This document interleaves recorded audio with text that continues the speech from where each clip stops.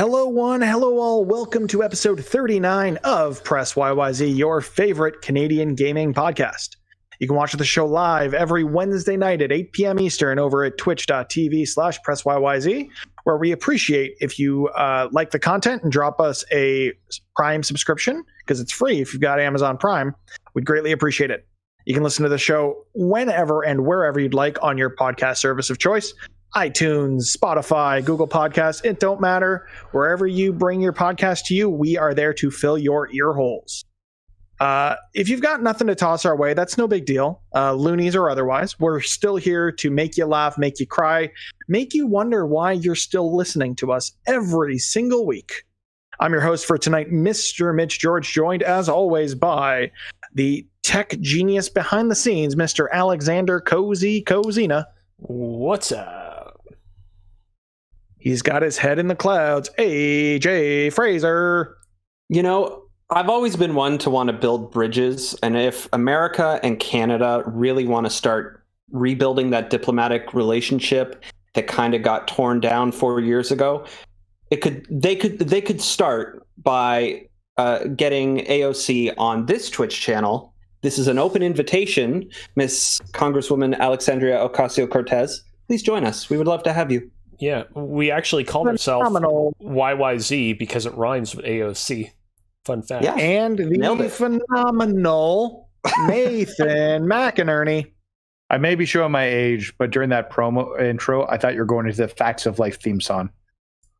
I was going for more like wrestling promo, but I appreciate it nonetheless. You need more yelling for that. Week? I mean, I'd have to move away from the mic, and then I'd be kind of self-conscious on whether or not you actually heard me. And it's probably better that I just do things the way I do, even if it probably doesn't sound all that good. But thank you, regardless, for letting me fill your ear holes with some sweet, sweet Mitch music. Nope. How's everyone been this week? I've been all right. Just hanging out, playing with new technology, you know? Such as that new Chromecast thing that came out. Oh, how is that? It's super fast. I ordered it a couple weeks ago. It can work just like any other Chromecast, but it's interesting. It comes with a remote, kind of like, I guess, an Apple TV or something like that. This thing is just kind of a glorified Android box, and it plugs into your TV like a Chromecast. It's really neat. The interesting thing, which we spoke about a few episodes ago, was that it does not currently have Stadia support, which lame. I find completely perplexing. But it's okay, they're not supporting Stadia anyway, so why would they support it on their new tech? Exactly, right? So I did a little bit of digging, and there is a GeForce Now app on it, and a Steam Link streaming app. And I played around with both of those. I connected my PS4 controller to it, and I didn't play a match of Apex, but I loaded up Apex and just kind of ran around in the training area, the shooting range and stuff. Sure. With a controller, it felt really good. And then I got the idea. Hang on. Let's take this nice fancy new wireless keyboard that I got and this fancy wireless mouse that I got, flick them to their Bluetooth setting, and connect both of those to it. The keyboard seemed to work just fine, but I think there might be a weird delay with the mouse Bluetooth or something, because the mouse movement did not feel good compared to the controller. It was just that little bit more delayed than any other time that I've used like a streaming service on my PC. It's kind of an interesting experience. I booted up. I also booted up some Skyrim and played around with that a little bit through the PC thing, and same issue. So I think the mouse Bluetooth to the actual thing, the actual Chromecast device, didn't quite work so well, and that was the only thing holding it back. But with the controller, it worked just fine, just like, Stadia is supposed to. So, supposed to being the operative word. Interestingly enough, there's another big thing that came to Stadia this week. There were some demos that they released as part of this Stadia thing, and I know earlier today you were playing one of them, weren't you? Yeah, I gave both of them a shot. There's one called Humankind, I believe. That sounds right. Yeah, that sounds right. I could just open Stadia right now and take a look, but the power of the gaming cloud. Ooh, it's basically Civilization. It's a bit of a Civilization clone, and it's not afraid of it. Right. It looks and plays and feels a lot like Civilization. Now, I've got some experience with Civ, but this thing being kind of an alpha demo sort of thing to try and they put this out to try and garner some feedback for when they're building the full game, and so they only released just like one scenario of it, and the tutorial of this scenario isn't finished, and I could not figure out what to do. It just sounds like Stadia. Everything's coming out half baked. Yeah, pretty much. But then there was that game's also coming out to Steam, I believe. Okay. But I think they just put this out to people, so they didn't, probably a cross-promotional thing. They probably got a little bit of Google money to put it on here to, so they could test it out or whatever. But then there's a kind of a Pac-Man Battle Royale that's out. Interesting. Yeah, it's just a demo on Stadia. Anybody can go and play this right now. Even you, Nathan. You can log in with your Google account and just play it. I have a Stadia account, technically. Yeah. I think it's a Pac-Man Battle Royale. It's just a Pac-Man Battle Royale. Like you get, I don't know how many other players in there, but it fills everything up with screens similar to Tetris 99 in a way, but Pac-Man. That's the best way to describe it, except you can cross from screen to screen, and as one person's eliminated, their screen disappears, and the whole arena shrinks down at that point. So, like Pac-Man, you have a number of lives, and you respawn and stuff. If you're out of lives, you're out of the game. And yeah, the last round I played, I won. It was probably against all bots, and so I quit while I was ahead. That was earlier today. That just sounds like most people's, battle royale experience of, I'm doing really great because they're bots, and then they're not bots, and you're not doing great. Yeah. But interestingly enough, another thing that came to Stadia this week is the first DLC expansion for Doom Eternal. And I know our resident Doom expert, unfortunately, is not with us. Yeah. Our film baby, Alex Balland, has been busy filming a documentary this week on video game accessibility, which is going to be amazeballs when we actually do get to see it.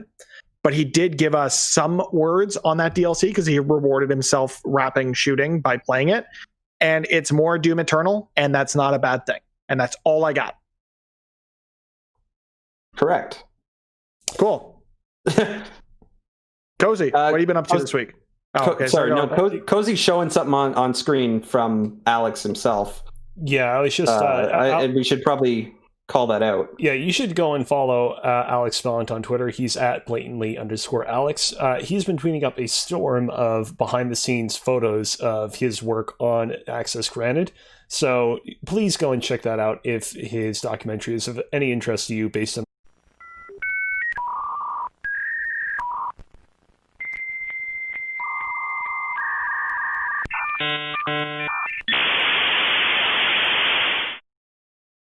all right.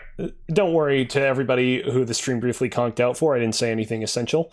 I was just queuing up to talk about what I've been up to over the past week. One of which is the fact that I recently made a new video game in Core.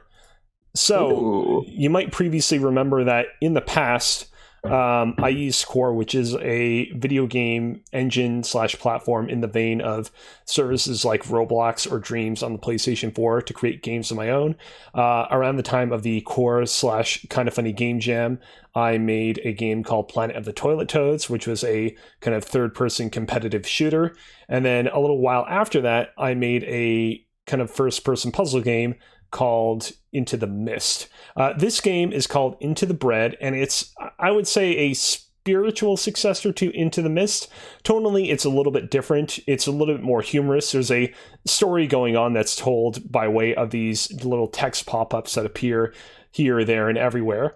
But it is not dissimilar to Into the Mist in that much of the gameplay consists of you kind of running around and platforming in first person, and in just a bit, obtaining a special ability that you gain access to by throwing objects at other objects. In this case, obtaining super yeast that allows you to rapidly grow loaves of bread. If the game is of any interest to you, I recommend that you go onto Core and check it out. Like I said, the game is called The Bread Rises, so I suspect you're probably not going to have too difficult of a time finding it. However, there is something more pertinent than actually playing it that I need all of your help in. You see, I actually do want to say something before we get there, Cozy, in that you seem absolutely addicted to food at the current right now, between this, all the cooking you've been doing, putting that up on Twitter and Instagram, and also trying to promote your Twitch to, do your first cooking stream. So yes. If anyone's interested in that, head over to Cozy's Twitter. The link's in the chat, or you can find it on Cozy's Twitter. You can go find him at Alex Kazina or twitch.tv/CozyBearLive. 1,000,000%. Once he gets to a certain threshold, he's going to cook for all of us virtually. And who doesn't need more virtual cooking during this pandemic? I heard he's actually going to send us all food. I apologize for interrupting, Cozy. I mean, Please. I might, Go ahead. I mean, I think that baking some brownies or some other food that won't easily perish is actually a pretty good Christmas treat, but TBD on all that. What I wanted to say earlier was that, so the reason why I made The Bread Rises in the first place is because I was made aware of a game jam hosted by an organization called Game Jobs Live. Games Jobs Live is basically an organization devoting to helping people amidst a pandemic get game jobs. And basically they announced, hey, we're going to be doing this game jam called the Game Parade 2020. And basically the deal with this game jam is, if you're making a game, say using Unity or a more standard game engine, we'll be supplying you with some high quality music that you can use in your game. And also we've partnered with many industry veterans and famous studios that are eager to kind of provide judgment on the games that you're making. Now, here's the thing. At the moment, my game is one of many games in a sea of games that got submitted to this game jam. And they have stated a lot of games that they're basically only really going to be evaluating the kind of top 20 most well-rated games by the actual game veterans and studios that said would participate in this.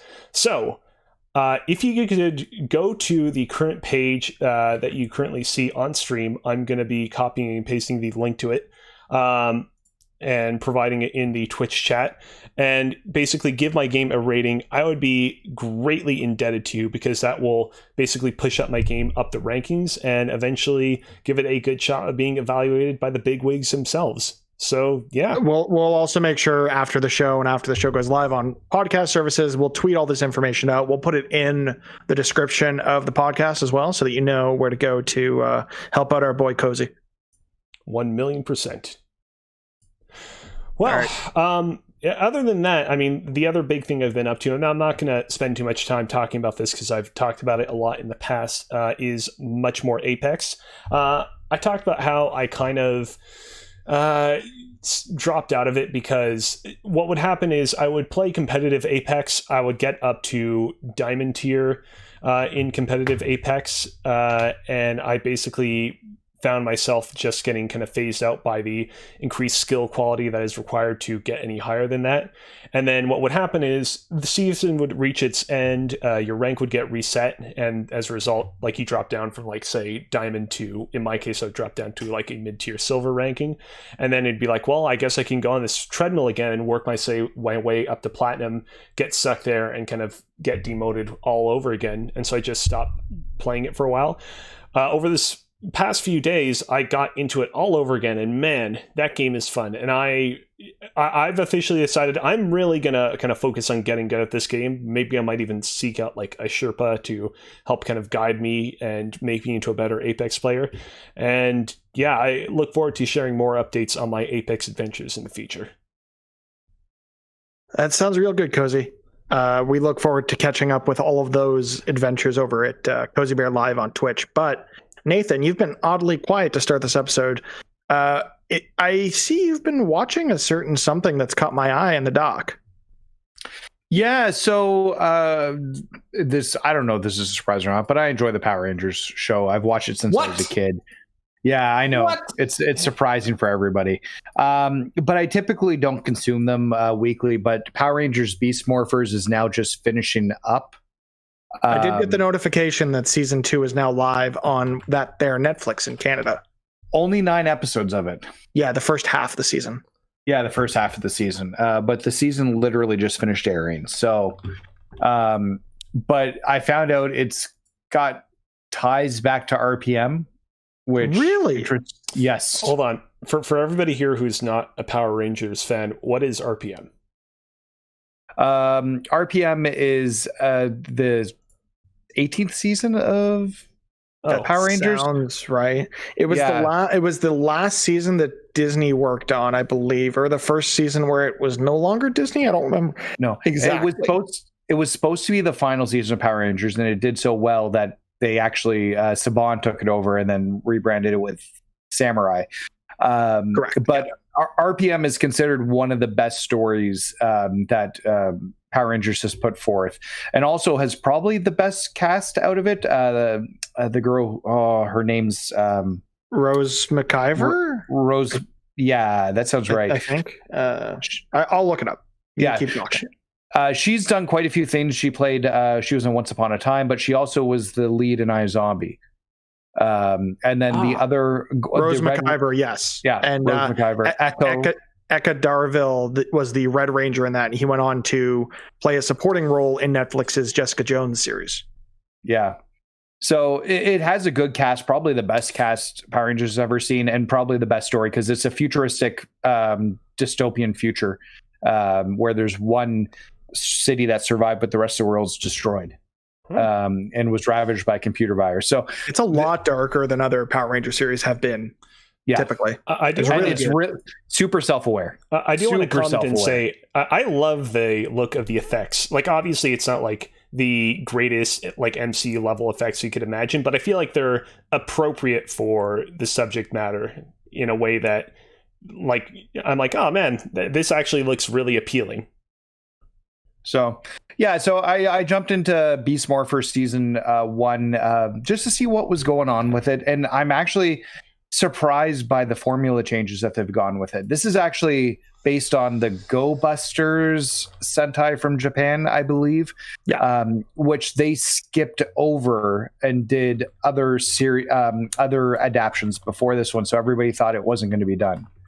It was surprising when Go Buster ended up being the first series adapted in this new I think it's Hasbro now that they're working with. It's no longer Saban sold it to Hasbro, right? Yeah, Hasbro has it now. Yeah. So yeah, it's been interesting. Yeah, I watched season 1 and I'm looking forward to hearing your thoughts as you get into more and more of it. I actually mentioned last week, and we finished this week, the first season of Harley Quinn, which we purchased on iTunes like a weird person, because who buys content anymore? And oh my god, it's so good, guys. It's really really good. Ron Funches plays a social media manager version of King Shark, so you can just imagine it's bizarre in the best way possible. We've already bought season 2 and I cannot wait to catch up on that. And we're going to catch up on that pretty quickly because this week we also cut the cord. We no longer subscribe to a traditional television service in our household. We have switched, Congratulations. at least in the meantime, to Alt TV, which is like an IPTV offering from one of the major cable companies up here. So we're not totally, cut off from it. Carmen still needs to get the news and her stories on Food Network and W. So we had to hold on to some remnants of traditional television, but that's about it. So that's going to be interesting to see how I'm totally happy about it, but I'm going to be interested to see how she adapts to that change. So I'll be sure to keep people abreast on that as the situation develops. Nathan, you've also been playing some stuff this week. What have you been up to? Yeah, so actually, I didn't play a lot of video games this week. It just wasn't in the video game mood. I'm waiting for the PlayStation 5 to drop. But I got a review code today for a game called The Tale of Paper, which I really enjoyed. In fact, so much so that I just rolled credits on it immediately before the podcast and finish the game. And now I want to go back and finish up that platinum trophy because it looks like a really easy to get platinum trophy with a lot of gold trophies in it. But it's a really neat puzzle platformer where it's basically, I'm trying to think, you're a piece of paper and you can turn into different origami shapes. So like one of them's a frog and it lets you jump higher. One's a bird and you can flutter, a rocket which will thrust you forward, a paper ball which just rolls down, and I'm missing the last one in my head. But there's a bunch of different shapes and everything you can do as you play through it. And basically you got to kind of figure out how to get through it. It didn't what I really liked was that it didn't overstay its welcome. You do it for 2 or 3 hours and then you're done. And just kind of the perfect amount of time to get through it.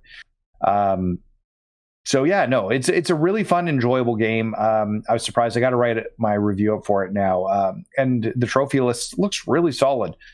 So yeah, if you get a chance, check this out. I had a good time with it.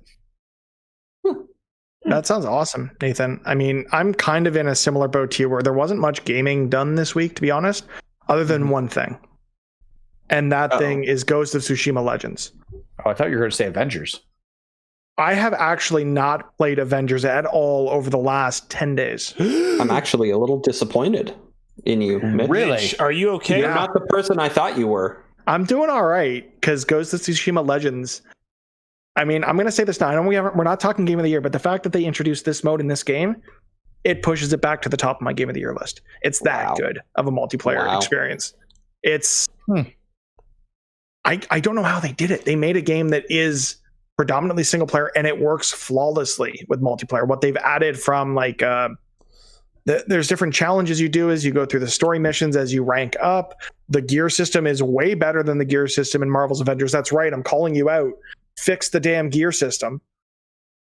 They added a multiplayer experience to a single player game that is better than a multiplayer game that I've been looking forward to for the last 3 years. Which is disappointing, but I know like this, I'm going to keep coming back to this experience. This is going to be my multiplayer game of choice for the foreseeable future until Square gets their shit together and fixes Marvel's Avengers. So if they don't fix it, wow. Then I'm going to replay Miles Morales like 3 times and play Spider-Man a bunch. Bug Snacks and Sackboy's Big Adventure probably. Astro's Playroom is pre-installed, and we're going to get to talking about some of the big games that are coming out at the latter bit of 2020.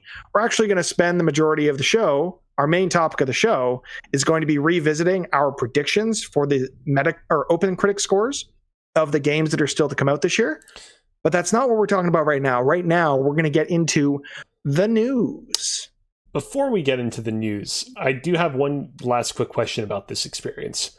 Damn it, Cozy, I was so good. But yes, go ahead. But it's I don't know. It seemed like you were a little bit anxious to get into the news after speaking so highly about this. But not anxious. I just had a really good. Yeah, he doesn't. He's worried you're going to shit all over it. That's no. I actually no. He's welcome to shit all over whatever he wants as long as it's not me or anyone I care about.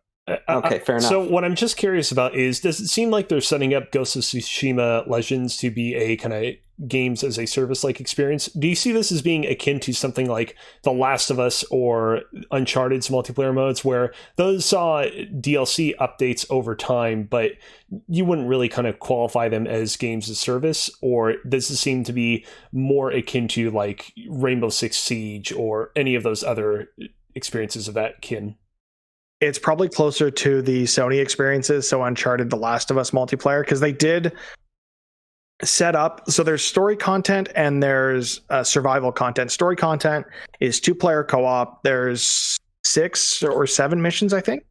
And at the end of that, there is a cliffhanger set up for there to be more content. Spoilers. But like, I can see them coming back to this, not monetizing it the way that a game like Rainbow Six Siege or Avengers or these more traditional games as a service style experiences do. I can see them just adding more levels, more content, more maps. Because then the other mode, survival, is a 4-player. It's almost like it's a horde mode clone, essentially, with specific like you have 3 points that you're trying to defend. Enemies will rush in waves to those different points, and you have to defend them. And I can see them adding more maps to that. And as you rank up your gear, you unlock more difficult options. Goes like bronze, silver, gold, nightmare in terms of difficulty. And there's trophies tied to the different levels, getting certain characters to max level, gear score, all this stuff that you'd expect from a multiplayer experience. But I honestly think they're going to support this up until they come out with whatever Ghost of Tsushima 2 ends up being. And we may talk about that in a little bit as one of the items in the news. See, that wasn't so bad. Yeah, that's okay. That was a good pregnant pause, too. I hope Alex leaves it in this time. Also, before we get into the news, I'm going to walk out of this show and you guys can figure out what the hell to do next, okay? We can edit your scores. That's the second time I've transitioned moderately well into the news. Let me talk about it, goddammit. Go ahead. I really didn't have anything. I just wanted to interrupt you. I know. Funny. It's not funny. That shit ain't funny. Okay, so the first news story comes to us by way of Matt Kim over at IGN. Ubisoft Connect is a next-gen Uplay upgrade with cross-progression and digital rewards. Ubisoft has announced Ubisoft Connect, which is a new player service that combines and expands upon its 2 existing digital services, Uplay and Ubisoft Club. Players will be able to track their progress in any Ubisoft game while earning exclusive rewards through its loyalty program. So Ubisoft has essentially, melded together their 2 existing social services into a new next-gen service that will allow you to deliver things like smart intel, which is very similar to the feature that that Sony showed off in the PS5 UI of basically like delivering gameplay tips and videos based on what activities you're doing. It'll allow you to track your progress in games and earn experience towards achievements, which unlock rewards, whether that be in-game, like cosmetics or currency or whatever. And for, I know a big thing within our circles is Ubisoft Connect will be allowing and enabling cross-platform features in next-gen titles. So cross-progression, cross-play, a cross-platform friends list, statistics, leaderboards. And this will all be introduced as part of Watch Dogs Legion, which comes out in, I want to say like a week. It'll be less than a week by the time this comes out to audio services. And this will be Ubisoft's, social service moving forward. So guys, it's next gen. We're here and Ubisoft is doing their own thing. What do we think? To be honest, I don't see myself really using this considering how little I used the predecessors to Ubisoft Connect.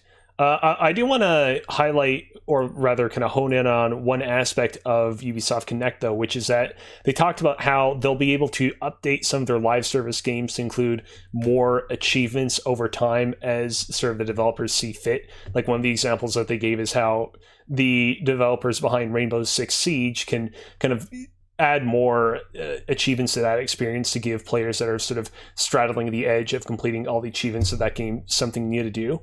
And I am incredibly supportive of that, again, even though I'm probably never going to use Ubisoft Connect, just because I want that to be more of a standardized thing across all of the various platforms and achievement systems in the industry.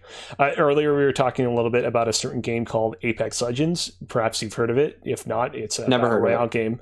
And Cozy only talks about it every week on the show, but yeah. Originally, like, what got me to kind of continue playing that game before my love fully blossomed for it was the fact that there was a small little modest trophy list for it. Problem is that I kind of got all the trophies in that trophy list after like a month or so, and I've now been playing it for over a year, and I desperately wish that they could just add in more trophies, make it so that, hey, a new Apex Legend has been added into the game. Here's a new trophy for you to unlock. Here's a new multiplayer mode called Armed and Dangerous Evolved. Here's a new trophy tied to that Armed and Dangerous mode.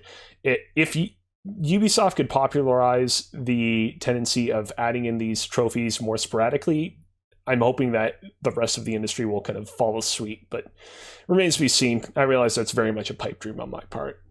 I can think of one concrete example of where you would use this, Cozy. Yes? A few weeks ago, I asked you what platform you play Rainbow Six Siege on. Your answer to that. PlayStation 4. I don't play it super often on PlayStation 4, but I do play it on the PlayStation 4. Right, and I asked you that because I have a code and have redeemed said code on PC for Rainbow Six Siege. That is a game that I would like to play, but I do not have friends to play it with. If we were able to do crossplay in future Rainbow Six titles, it wouldn't matter where I got, a promo code or picked up the game or whatever, we could still play it together. So I think as we move into this next generation, the idea of cross-play and cross-progression, like let's say you wanted to take your Rainbow Six Siege progress, and I know that game isn't going to support this, at least out the gate, so that's not really a good example, but let's say the next Rainbow Six title, if you started on PlayStation but want to migrate to PC because they introduce super ray tracing, I don't friggin' know how PC gaming works, but you'd have that option and all of your progress would stay with you in that Ubisoft account. Or, for example, if you were to start Assassin's Creed Valhalla on a current gen console and get an Xbox Series X next year, I know Smart Delivery is going to enable that, but we're still going to have the option to do those kind of things, right? So we actually kind of experienced the future a little bit earlier this year when we were playing Warzone. It was me on my Xbox, Mitch, you were on your PS4, and Alex was on his PC, right? And we didn't do very good because Alex had to hold us with his mouse and keyboard. But the fact that carried over worked, and then there was the what was it? There was on Stadia, Destiny 2 characters were able that enabled you to transfer the release of it on Stadia enabled you to transfer your character, I believe, between console and between the consoles and whatnot. So I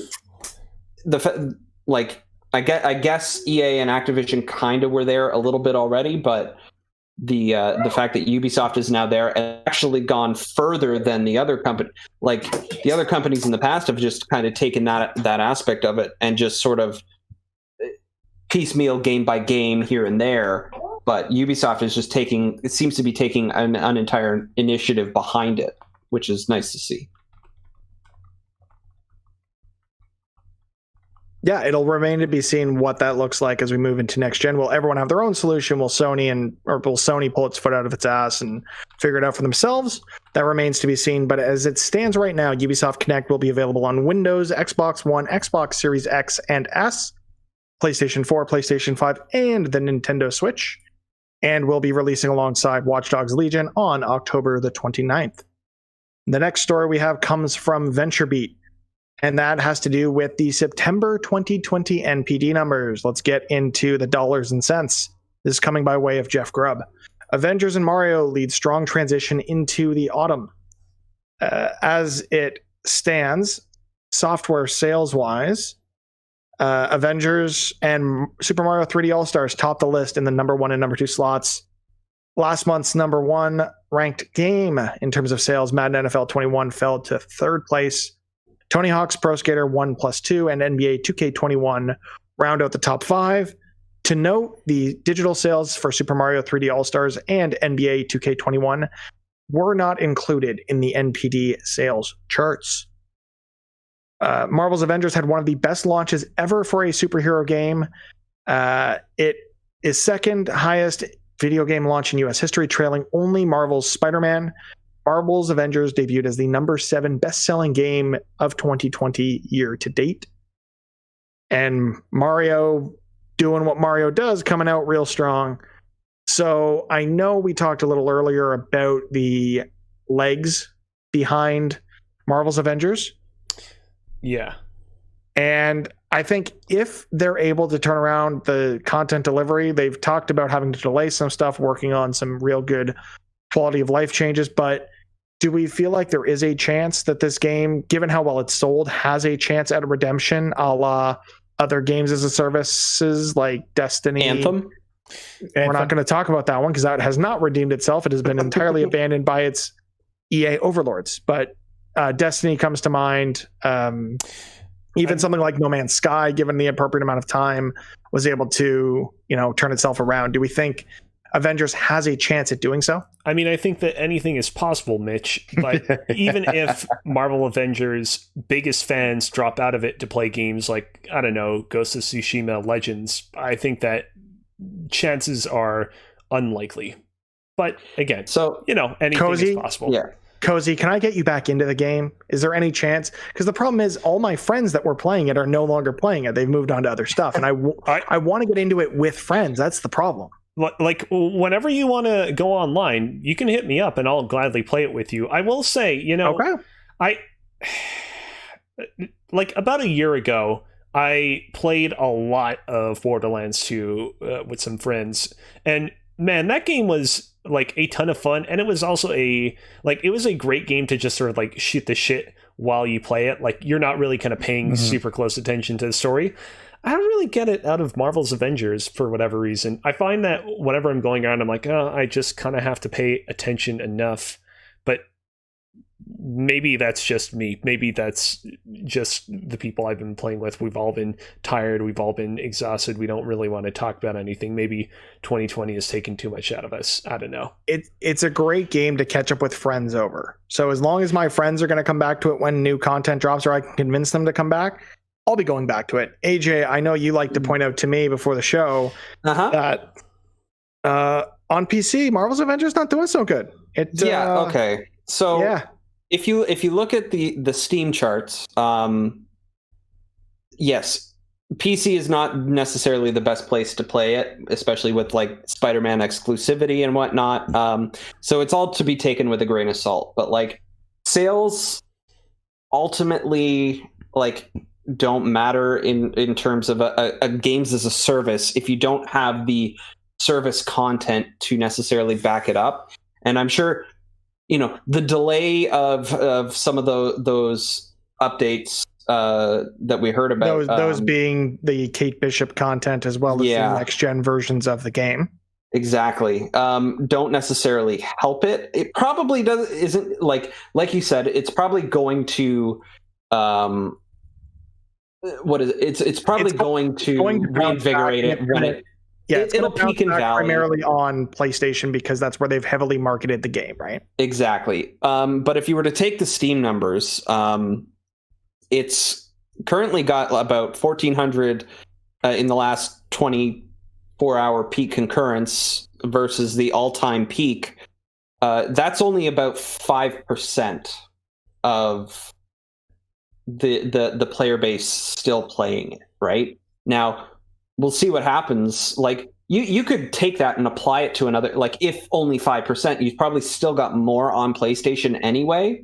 Is that enough for them to, in the future, continue building new content for it? Who knows? It depends on how good this upcoming delayed content is. I think with the way that the game was marketed at launch of being, this game has a great story, everything they say about Kamala Khan and her journey to becoming an Avenger is a lot of fun. And I think there were a lot of people that played the story, enjoyed the story, and bounced.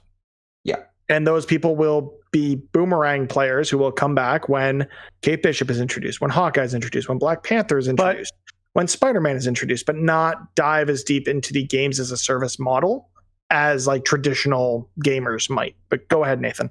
Are they going to, though, like if they're playing through the story, obviously when they bring these characters in, there's going to be a small snippet of story, but we don't know how that's going to be implemented at this point, do we? We just know that characters are coming because at this point there hasn't been an additional character added yet, right?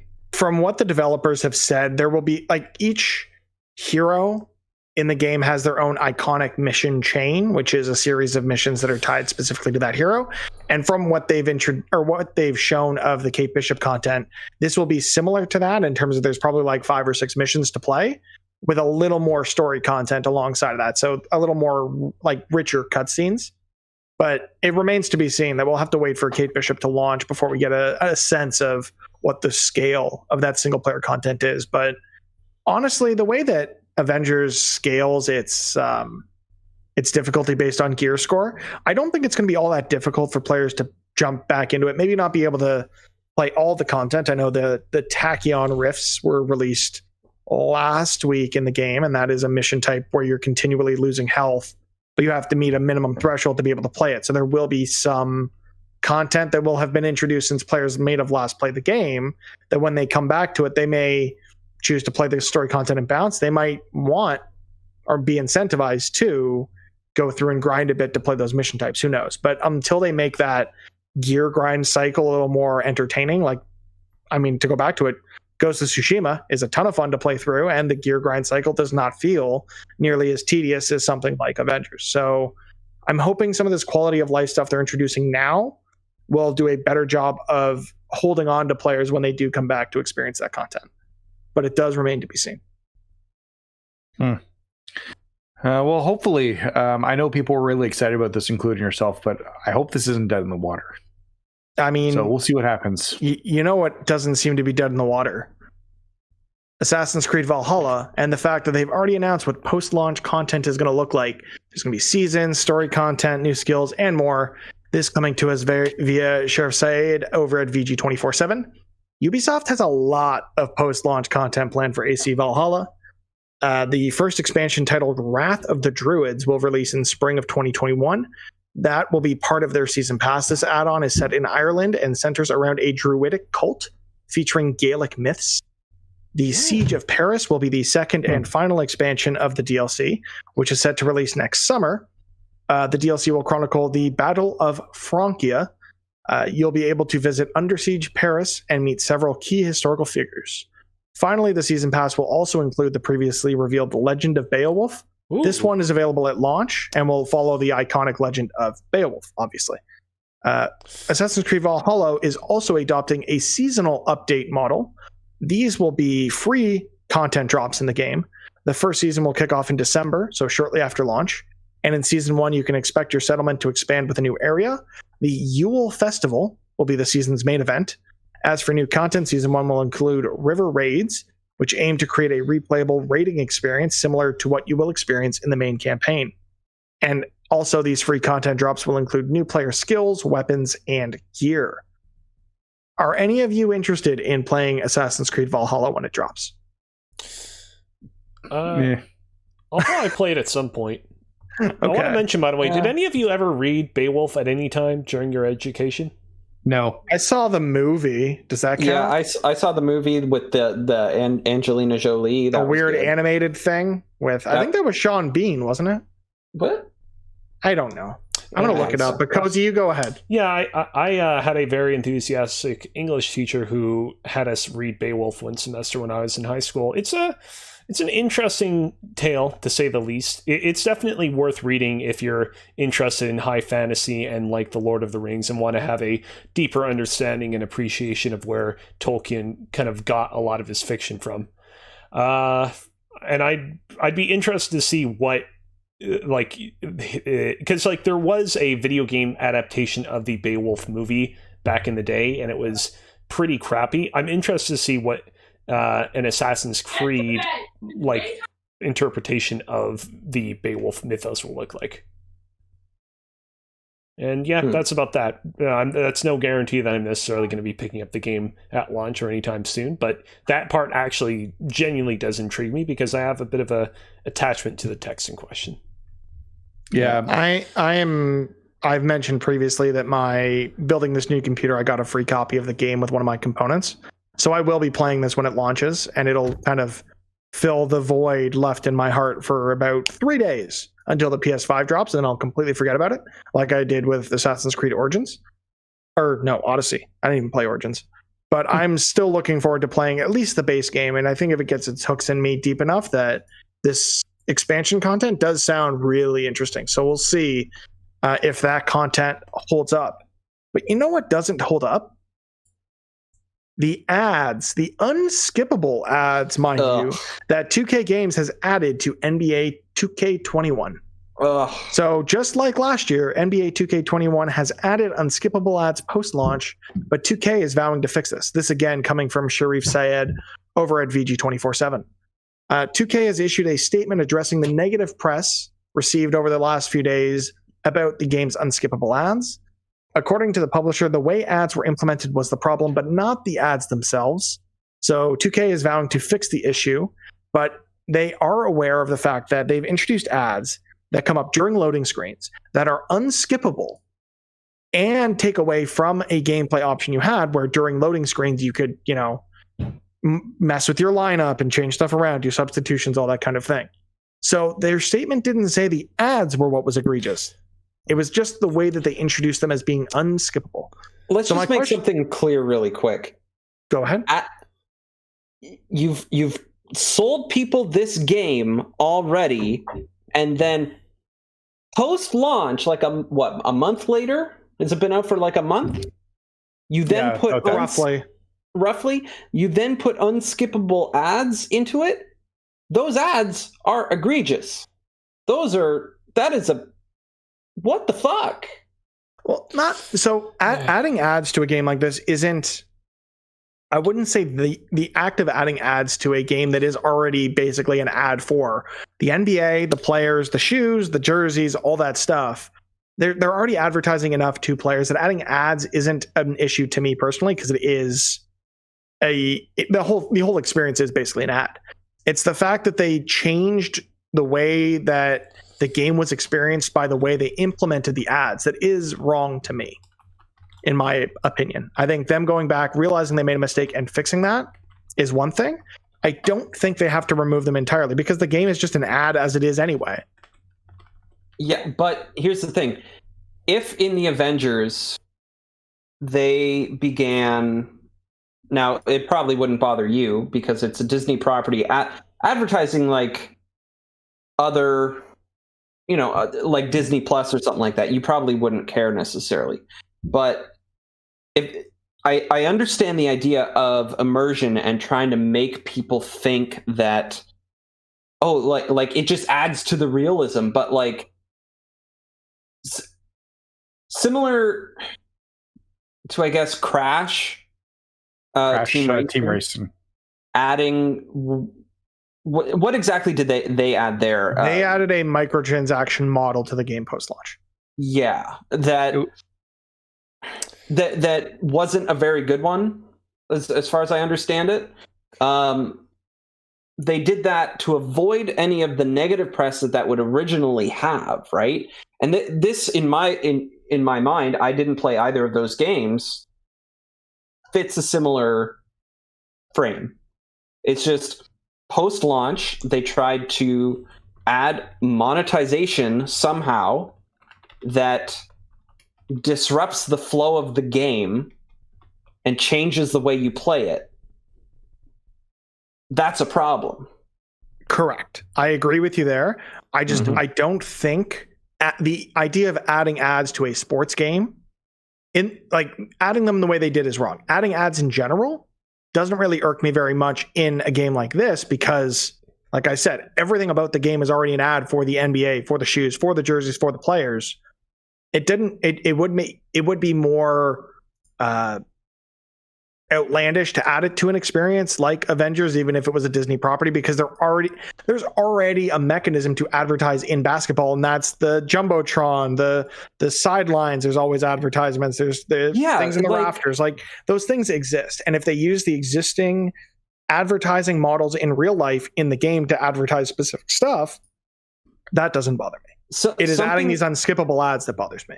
Something EA experimented with in the past with Burnout Paradise, I believe, was there was a collectible in game that is break through all of the billboards on in Paradise City here, and they experimented 10-12 years ago now with potentially having changing ads on the billboards so that, you know, people who are going after that achievement or whatever would see that ad. That was met back then with a little bit of like wariness, like, oh, that's a little weird. That sort of thing wouldn't necessarily bother me in a driving game where I'm paying attention to the road or something like that, where, you know, a side mission is crash through this thing that you're going to see for 2 seconds that says, you know, Amazon presents The Boys, whatever. Who cares? Not a big deal. But I just, yes,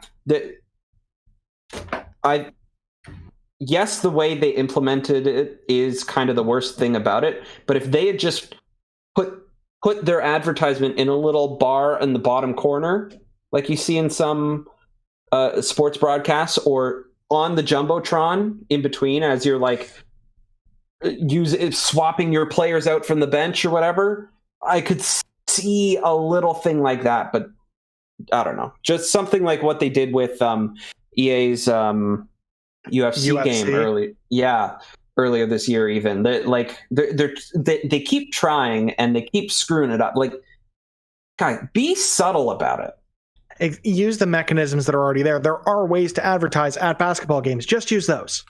Yeah. Okay. Cozy, anything to add, or should we move on to the next bit of news? Not really. You know, in-game ads are kind of an underrated effect in some games. And specifically, I'm referring to not just like ads for like real life products, but also like for example, like the commercials in Metal Gear Solid 4 that are just weird, loony, nonsensical feature ads for like cooking shows and whatnot. But that's, I feel like that's, we're going on a bit of a tangent that's kind of disconnected from some of the real life implications and issues at hand here. So let's just move on. I mean, there are real life implications to the next story we're going to talk about, and that's to do with jobs. And Sharif Syed, who's just all over today's news from VG 24/7, is reporting that there are job openings at Sucker Punch, suggesting that a Ghost of Tsushima sequel is in the works. What? After the success of the game, it's not hard to imagine that the studio's next game would be a sequel. That appears to be the plan, at least according to some job openings. The job ads currently posted for a narrative writer and associate outsource artist both specifically list familiarity with traditional Japanese culture and history amongst the list of interests that would be nice to have in a candidate. The narrative writer page stops just short of announcing a sequel, but nonetheless confirms that the person will be responsible for creating engaging narrative content for our upcoming projects. So after this big content drop of Legends this past week, it looks like Ghost of Tsushima likely getting a sequel. Are we surprised? I mean, does it feel early? No, not to me personally, because if they're hiring a writer now to write the story, the game is probably 4. What if it's just DLC for like the inevitable PS5 version or the upgraded version?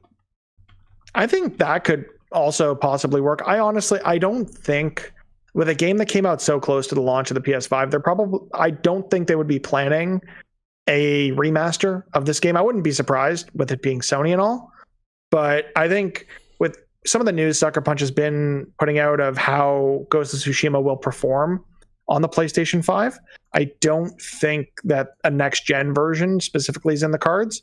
Besides, the game already looks amazing on a PS4 Pro. I cannot wait to hop into Legends on my PS5 and see how that thing runs. And speaking of which, actually, to jump back a little bit, Avengers, that is another game I'm going to pop into my PS5 digitally, of course, because who buys discs anymore? Get rid of those load times. Exactly. I'm curious to see what that's like, because I know Greg Miller of Kind of Funny on a podcast booted up Avengers on his Xbox Series X that he has for preview, and it loaded like butter. If you can give me that same experience on the PS5, I'm right back in it, baby. Get some quick resume, whatever Sony's going to call their equivalent of it. Hop between Avengers and Ghost and Spider-Man, and I'm going to be a happy boy. But I cannot wait to see whatever it is that Sucker Punch is working on with relation to the Ghost of Tsushima franchise. Cozy? I'm interested to see where this leads. Unfortunately, I'm not super well versed on like exactly where Ghost of Tsushima's aggressors went in Japan, and so conceivably based on that, where the titular Ghost of Tsushima could go and fight them in the country. It'd be cool if he could travel down to Tokyo and Kyoto and all these other, well-known Japanese locales, but I understand that the studio in question wants, this series as a whole to be relatively true to life, or at least, as true as possible while still allowing for a degree of artistic freedom. You know what isn't true to life, Cozy? What is? Halo is not very true to life. That's true. The Master Chief Collection will be getting optimized for the launch of the Xbox Series consoles, the X and the S, and that update will drop November 17th. This is coming from VentureBeat's Mike Minotti. Go ahead, AJ. No, you just...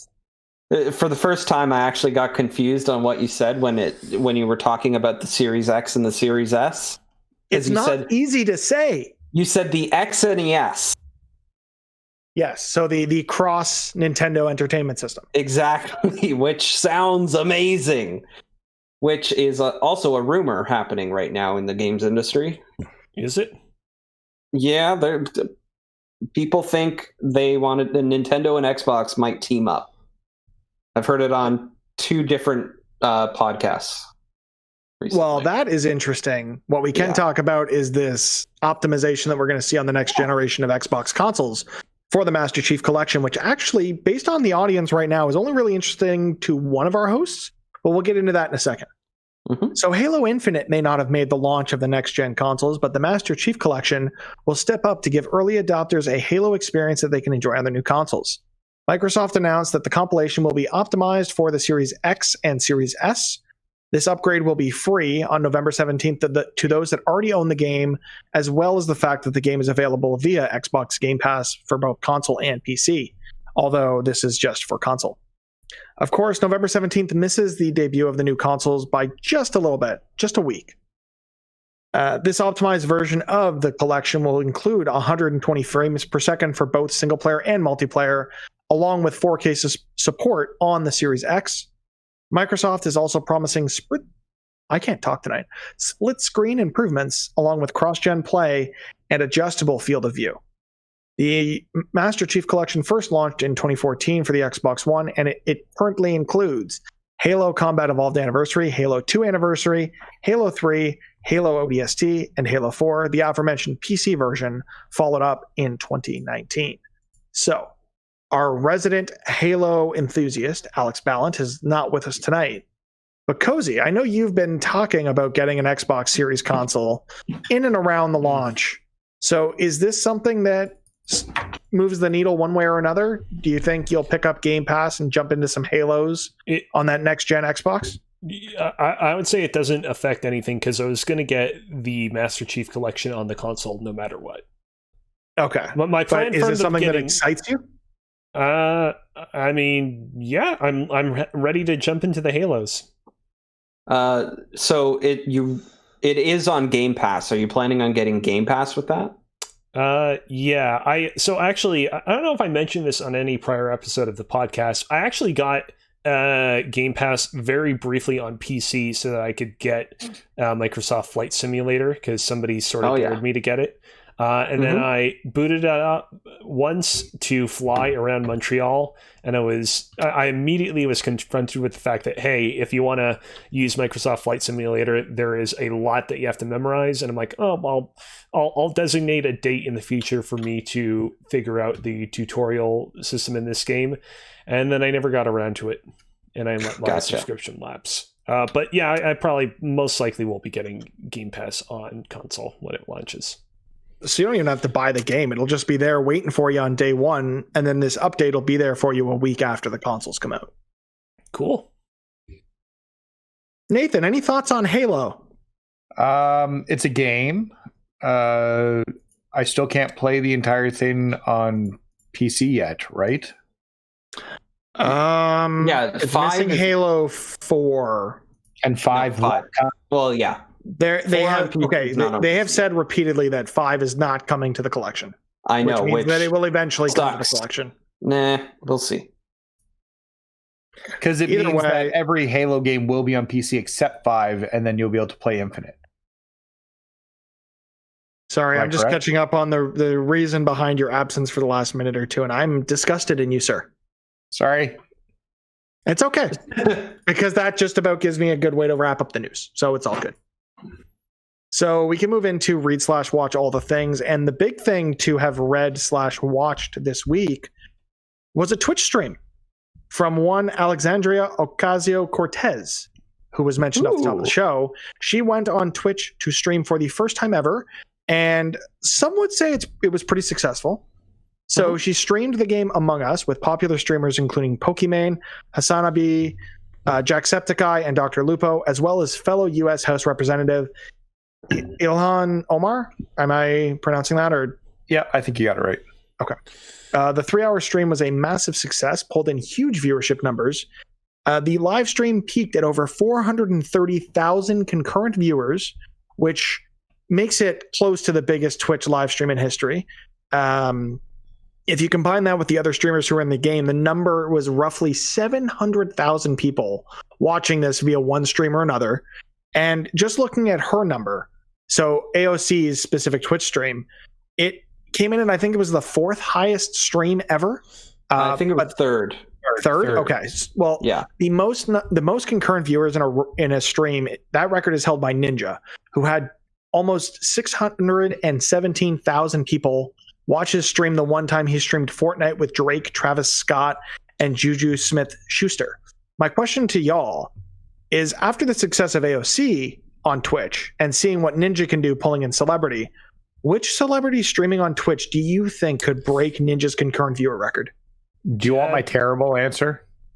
I have an answer, but I'm going to hold mine to the end. So this is going to sound terrible, but I think Donald Trump, because of the way his supporters are, could probably beat it. I mean, Donald Trump is more technologically savvy than a number of other politicians in his sphere of influence, but I don't think he's technologically savvy enough to care about Twitch or really engage with it. Well, there is a Twitch. They have a Twitch channel. Yeah, I know. Did it get? He does. It got temporarily taken down, but then it eventually was brought back up. Came back. Okay. I'm just saying, I don't support anything that he does, but from a realistic perspective, his followers would watch to see what's going on if he was on Twitch. You know what would break that record, though, right? Yeah. Do you know what would break that record, Nathan? What? Dwayne "The Rock" Johnson. Oh, yeah. Okay. Yeah, that's fair. He would be my pick as to who would just destroy Twitch if he ever did a live stream. I think The Rock playing video games would be a lot of fun. And if he pulled in his audience from everywhere, there's no way he does not break that record. Yeah, no, I think that's fair. You get somebody to promote it, even Xavier Woods or something to help him out. I think okay. You know the old lady who streams or makes YouTube videos or whatever for Skyrim? Yeah, Skyrim Grandma. Her and the Queen of England. Queen of England would be interesting. If they teamed up, that would get rid of Drake and Ninja's numbers. I know we talked about this a little bit off stream, but I mean, not this specifically, but just this person. What if the Pope started giving mass on Twitch? I mean, he was a pretty popular meme recently, or he was also in the news today. He was in the news today for coming out and saying that same-sex couples should be allowed to, be in union, which is skirting around some issues. But the fact that the head of the Catholic Church said that was a pretty big deal. Absolutely, he's hip with the kids. Mm-hmm. Yeah, I think that's entirely possible. I don't know. I'm thinking myself what which famous person could also be really successful on Twitch. I was going to say Jeb Bush, but then I realized that that's a hard drive article and I don't want to plagiarize hard drive. I can hear it now. Please subscribe. Yeah. I mean, it's not like a particularly original answer, but I mean, I'd be interested to see Barack Obama go on the platform. I think that he could do. I think pretty successful. Obama do well. Yeah. Oh, bring back the Obama Trudeau bromance on Twitch. Or how about this?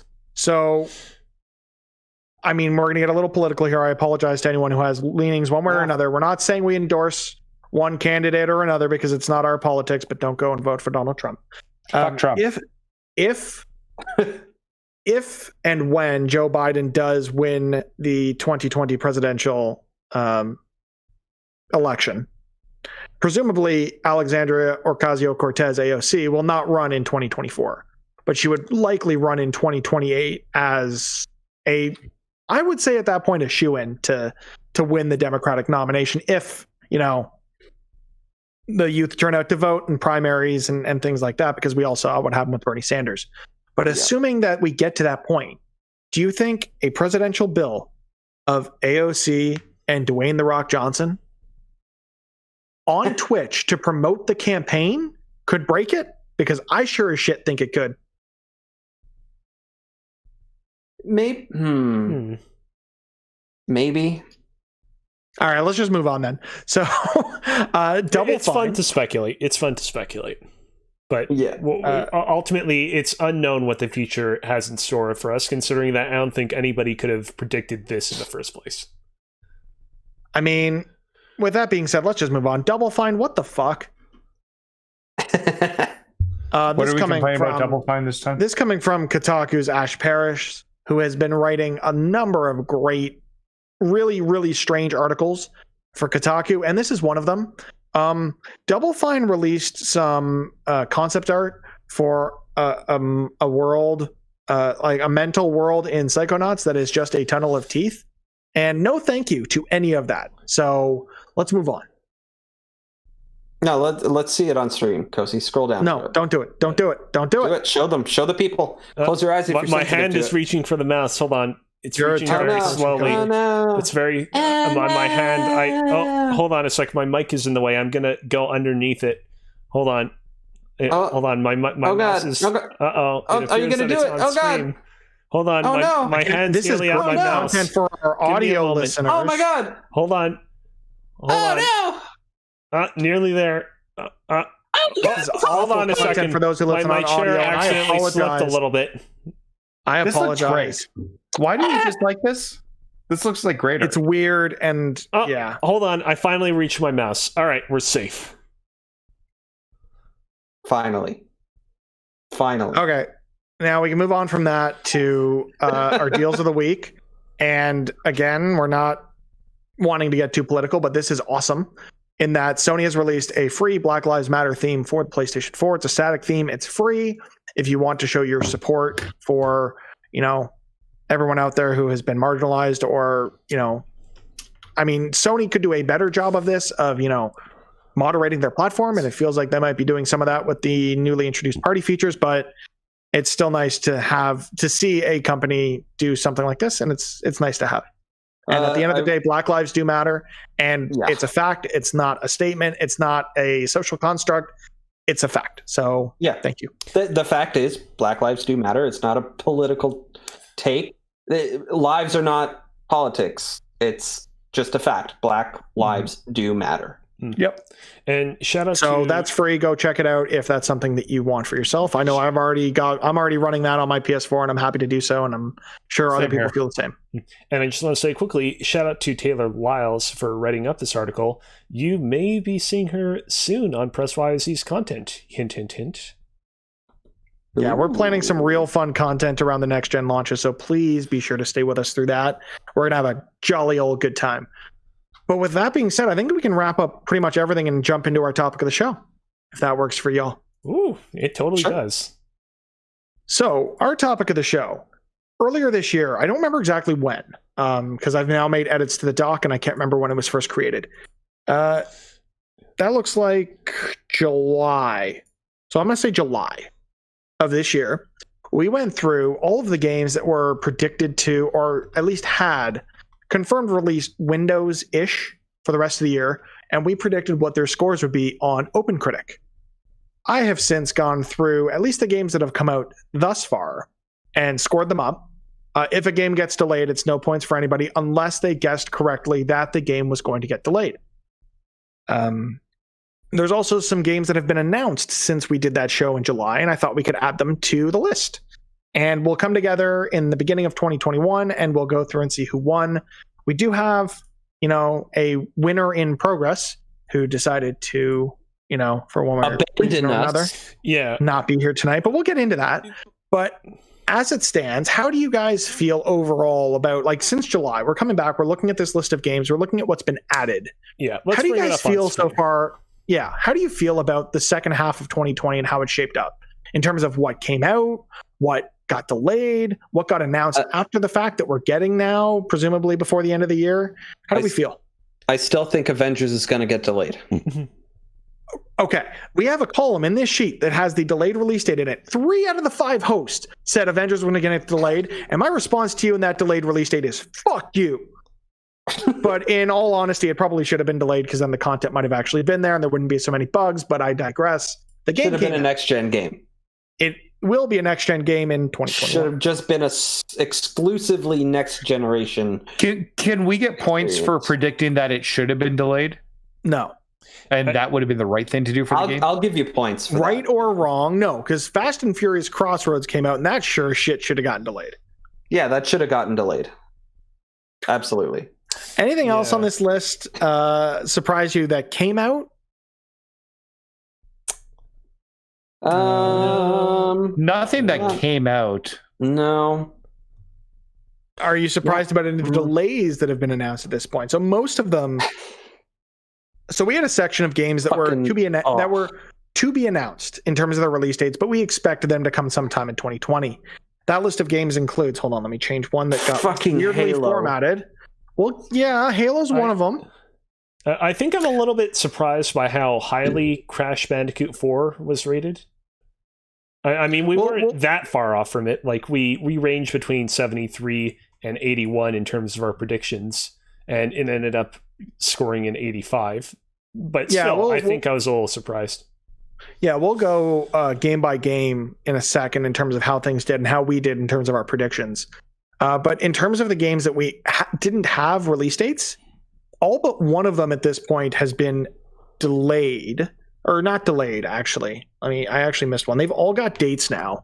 Right. And only 3 out of the 7 actually got pushed into next year. I just noticed you didn't update the release dates on the stock. Unless it's not refreshing. It's in the delayed release date column.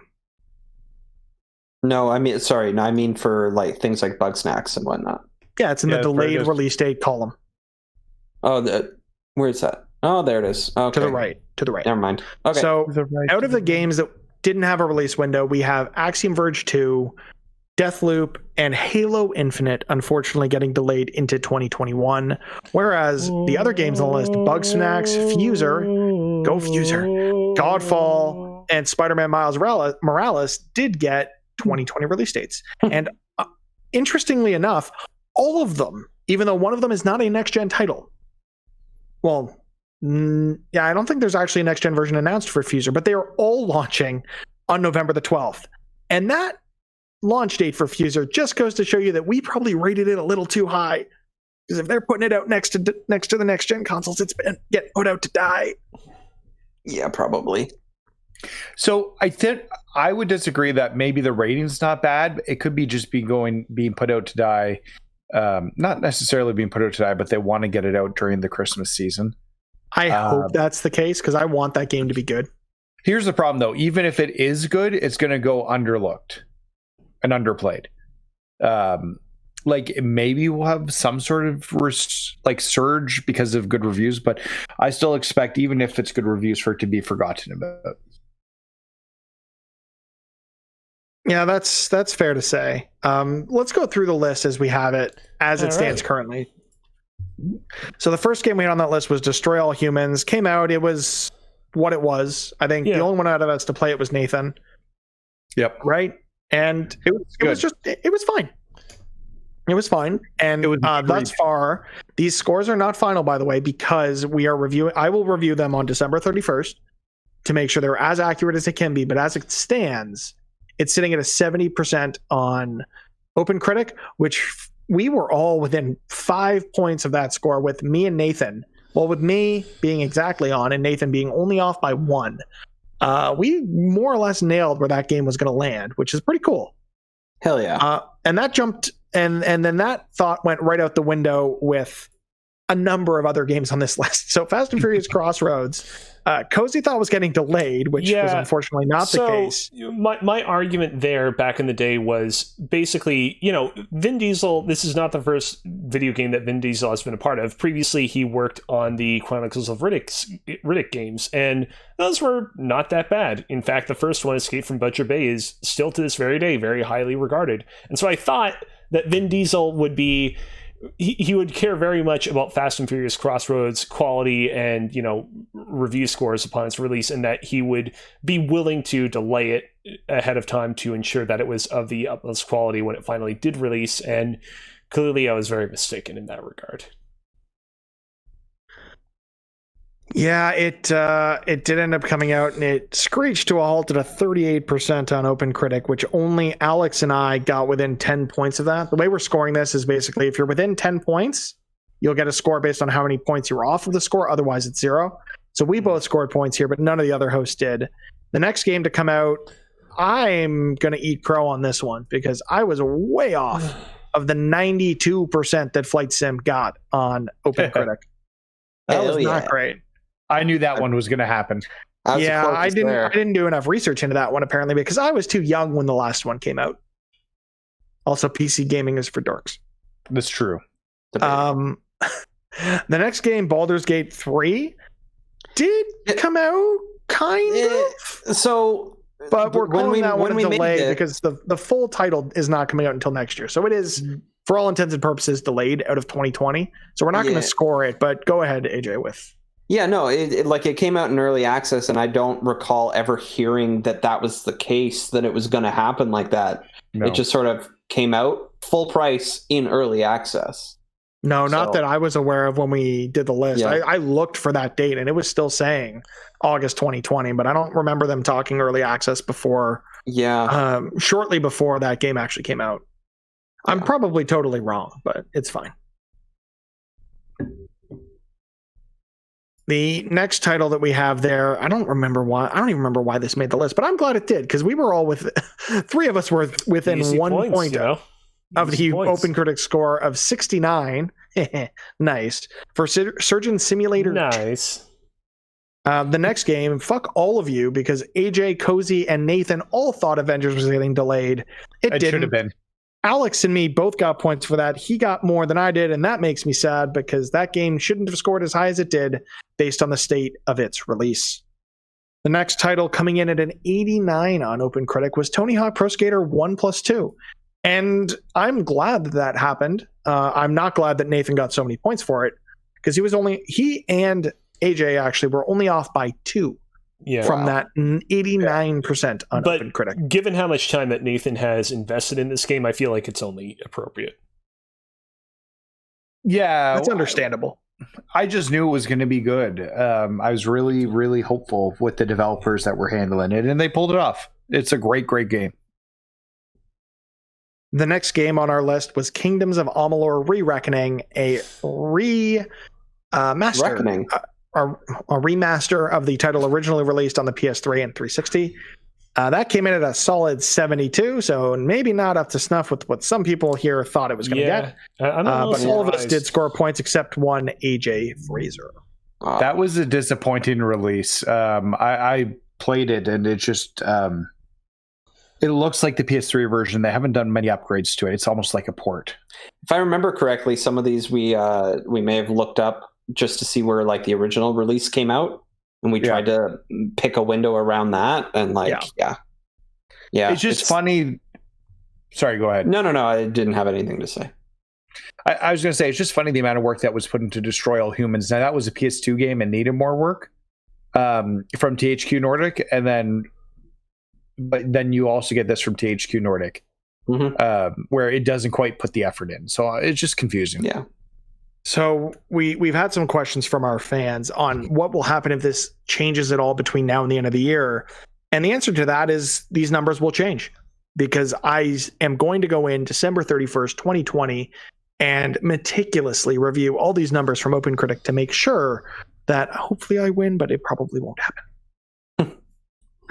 The next game that we looked at was one that I was very surprised did what it did on OpenCritic, because I thought it was going to get a 35. And that's WWE 2K Battlegrounds, which somehow wasn't a dumpster fire. It wasn't great, but it wasn't Fast and Furious Crossroads bad. I was 1 point off. So I did not pay attention to this game at all. Is the narrative around this game being, hey, it's not great, but it's not as bad as last year, they did improve things? Or well, this is completely separate. It's a different kind of game, right? Okay. It's not the sim experience we got from last year. It's an arcade title. So there's a lot of microtransactions to it, but I think that's par for the course for Battlegrounds games from 2K, because the NBA Battlegrounds are similar, if I'm correct. Okay. So that sounds right. Yeah. I'll take your word for it, because I don't play these games. I was watching Up, Down, Down play it a bit, and they were paying for all the upgrades. I'm like, can't you guys get that for free? So as I mentioned earlier, Destroy All Humans, I got a perfect score on that game by guessing a 70. The only other perfect score in this entire thing of games that have come out so far belongs to one AJ Fraser, who predicted a 78 on OpenCritic for Mafia Definitive Edition. Wow. Which, everything I've heard about that game, I'm surprised it wasn't a little higher, to be honest. Yeah. At least a friend of ours, TJ Beckham, who has been on the show previously, really dug this one.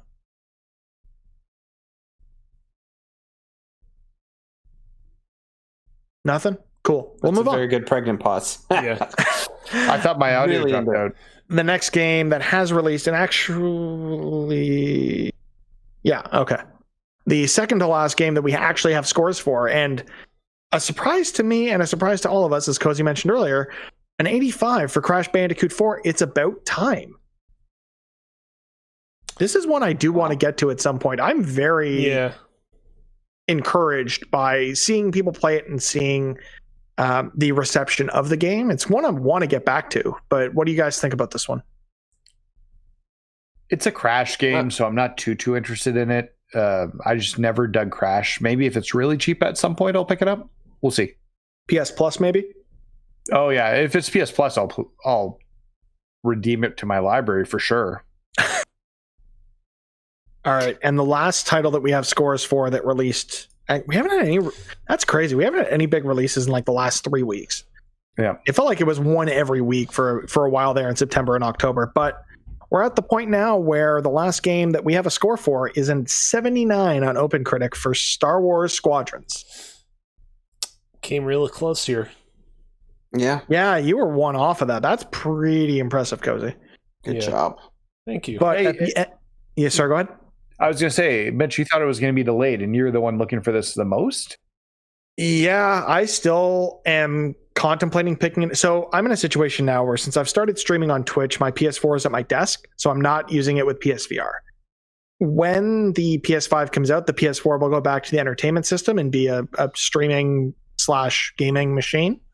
And at that point, I might actually pick this one up to try in PSVR because that looks like a fun time. But I just wanted I wanted to stand out in some way. So I said this to get delayed and I'm eating crow. So it's fine. It came out. It's a smaller title. It probably could have used a little more content, hence the 79 on OpenCritic. So as we mentioned, there are some games that have gotten delayed out of 2020 or delayed a little later into 2020. And that's the one I actually want to talk about first. So Dirt 5's original release date of October 9th has come and gone, and it is now coming out November the 6th. When we originally did our predictions, we said that if a game got delayed from its original date, regardless of if it was this year or next year, that's a 0. Do we still want to stick to that? I don't think so. I don't think we should stick to that. Okay. I think it makes sense to like we guessed the score of the game. I think yeah, if we guessed it, if you were hell bent on no, this is delayed out of the year, then sure. But I think we should get points assuming that it still comes out this year. Okay. Yeah. Knowing the game got an extra month to polish, does anyone want to update their score? Nope. No. AJ? I feel like I'm giving you this one mulligan if you want it. I feel like 90 might be a little high, but I think I'm going to keep it there. 120 frames per second. Yeah. I will also leave my score there just for posterity's sake. And Alex isn't here, so he doesn't get a say on his score. No, he should have been here. Can we change it for him? Yeah. Can we change it to 69 for fun? Oh, that was going to be what I was going to say. Do it. Nice. We might need Crow on it, but let's do it. He's not here. He's not going to listen to this show, so it's fine. Honestly, with where it's going to score, he's getting 0 points anyways because it's going to score really high.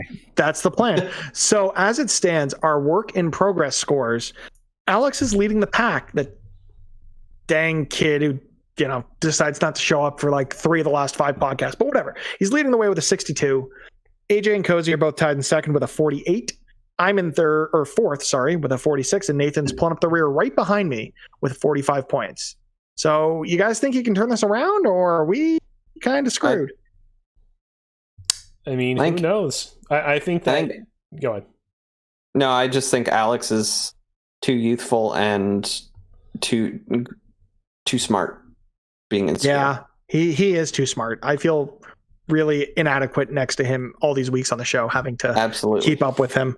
I mean, there are a couple of things, like, for example, and I know it's no longer a 2020 game, but actually, never mind. I was gonna bring up. No, go for it. Well, I was gonna bring up, for example, Halo Infinite. Like, I feel like that game can range really wildly in terms of what OpenCritic score it eventually ends up getting, and that could potentially precipitously tip the scales in the favor of somebody else. But seeing as how that's not coming out in 2021, I don't think any one of us can win in 2020. Yeah, it'll be interesting when we get to next year. What because the thing is, we decided to do this halfway through the year. With next year, we're gonna have the whole thing to go with, and it's gonna be crazy to go through. Okay, this is what was announced in January, and what are things going to look like in December? It's going to be crazy doing the same game next year. But while there are still games to come out, there have also been other games announced that we had no idea about we had an idea about some of them, but we didn't know they were coming out this year. So I thought we could add those to the list because that would be fun. And because Alex isn't here and he's in the lead, we made him do all of his predictions blind. So now we get a chance to make fun of his predictions and predict our own scores and inevitably lose to him because he's so dang smart. Can we change his scores? No, we can't change his scores. That's not fair.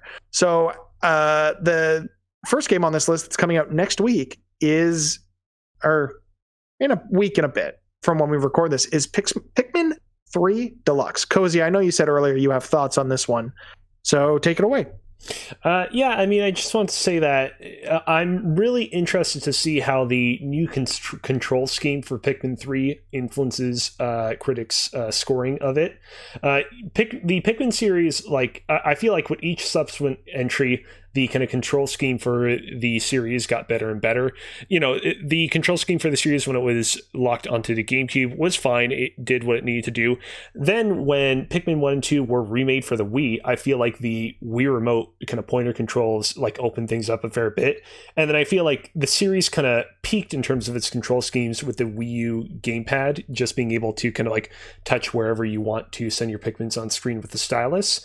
And I'm interested to see if the solution that they come up with on the Switch is able to replicate the ease of that control scheme, because if it can't, I can see this actually dropping a little bit compared to how it originally scored. On the other hand, I do want to say that I am interested to see how the extra bit of single player content, which is going to follow the adventures of Olimar and Louis, is going to be received. Because one issue that I had with Pikmin 3 is that while I thought that the critical path of that game was excellent, it was one of the best kind of critical paths of any Pikmin game. I felt like the amount of like content to take care of after that was over was somewhat lacking IMO, especially compared to Pikmin 2 and its giant sprawling dungeons. So a lot to consider here. I know that it's easy to just look at this and be like, oh man, it's just a remaster. Is there really all that much to say? But I think that this score could vary widely depending on a variety of factors. Okay, that being said, I want to leave your score to last, Cozy. So I'm going to say, Sure. Nathan, what do you think Pikmin 3 is going to score at with this remaster coming to us for the Switch on October 30th? An 85. 85. AJ, what do you think? Okay, so I did a little bit of quick research on the original. How dare you? I know, right? And that's why I'm letting you know about it. So the original for the Wii U got an 87 on Metacritic. It did not show up in OpenCritic. I don't think OpenCritic existed at the time. Exactly. So about I feel like that seems kind of right, but I think Nathan, I think you're kind of spot on. So, but I think I'm going to say. No, I'm going to say 85 as well. God damn it. All right, well, I'm going to go next, and I'm not as optimistic. Oh, Jesus, what is that doing? Wow. I got it. Don't worry. I got it. I'm not as optimistic as the rest of you. I don't think it's going to translate as well to the Switch. I think the lack of content on the Switch this year probably gives it a bump just because people are starved to play something. But I still think it's not going to come in as high as the original just because of the lack of always having touchscreen controls. We did see that as being a bit of a knock with the Mario Galaxy remaster, or not even remaster, port that recently came out of. It's a great game, but it doesn't play the same without the pointer. I think this is going to come in a little bit lower at an 82. Cozy? See, I'm of the opinion that I think that Pikmin 3 in its original form was like more at a 90 than an 87, but I think that for Pikmin 3 Deluxe, it's going to drop down to an 87. So that's 87. where I'm going to rate it. All right. And that's just to catch people up. Alex's prediction, which he gave in before the show, is an 85. The next game we've got coming is another remaster, but this time for next-gen consoles. On the launch date of both the Xbox series of consoles and the PlayStation 5, we will see the remaster of Devil May Cry 5 Special Edition launching with those. Any thoughts here? Or do we want to get right into predictions? Really quick, this is another one that I looked up because it is kind of another re-release. It's the original is currently sitting at an 88. If that gives you anybody any idea as to where they may want to score this thing. Yeah, you guys talk amongst yourselves. I got nothing for this one. Nope, me neither. Cozy? No. All right, let's get to it then.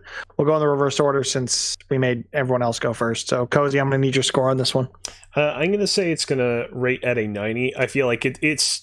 I'm not saying that this is like more of an anecdotal observation than like a super scientific observation, but I feel like with these games that originally score in like the 91 to 99 range, when they get re-released or ported, people just round it down to a 90. Not as like it's lesser than its original release, but more as like I can't rate it higher because nothing has really changed, but I still want to signify that it's of a very solid quality. So straight 90. See, I think there's going to be enough content added to this as well as the visual fidelity increase that I think it's actually coming at a 91. I think it's going to do just a little bit better than the original. AJ, where do you think this one's going to rank amongst the rest of them? I'm going to say 89. 89. Nathan? Let's just prices write this one up and say 92. I think it's a good game, liked by people who like that style of game. And with the new content, new character, and the frame rate upgrades, I think it's going to do well. And our film baby put this one at an 89 as well. The next game's actually coming packed in with every PlayStation 5 that goes out the door, and that is Astro's Playroom. Am I the only one that is curiously excited about this one? Oh, I can't wait to play it. I think this is going to be great. I think it's going to be a great showcase of the controller and the features, but I don't think it's going to be much more than that. But it remains to be seen. I'd be pleasantly surprised if it came out and was a full-blown experience. It's a 4 or 5 hour game, apparently. Really? Yeah, no, I saw some details on it. They talked about it. It's a 4 or 5 hour experience game. And wait, is this going to be like Welcome Park where there are trophies attached? I'm sure there would be trophies attached. Ooh. Yeah. There we go. That might change everything. With how Astro's or the Astrobot Rescue Mission, it won't hit the highs that Rescuebot Astro Mission hit, obviously. But I think it's going to do quite well if they are able to translate the gameplay and the cute mascot, which he should become the mascot of Sony. I think with the fact that he's like a little white robot, I think we're going to see a lot more of Astro heading into PS5. To add to what Nathan was saying, actually, I found a Game Rant article talking about the length of the game. The worlds that the players will be exploring, there's about 4 of them, and they are apparently to be called the Cooling Resort, the GPU Jungle, the SSD Speedway, and Memory Sky. And will be filled with collectibles and PlayStation Easter eggs for players to find, though it's unclear if the 4 to 5 hour playtime is in reference to a single playthrough or 100% completion. And I know this is the one I'm going to be playing while I wait for everything else to download on my system. So, Nathan, go ahead. Yeah, I was just with the Easter eggs and everything else in there, I think it's just going to be a fun jaunt, and it's going to be included. So let's be honest, if it's included with the PlayStation, people are going to probably rate it a little bit higher because it's free. All right. That being said, Nathan, what is your score on this one? Ooh, let's say an 82. 82? AJ? I'm gonna say 83. 83. Cozy?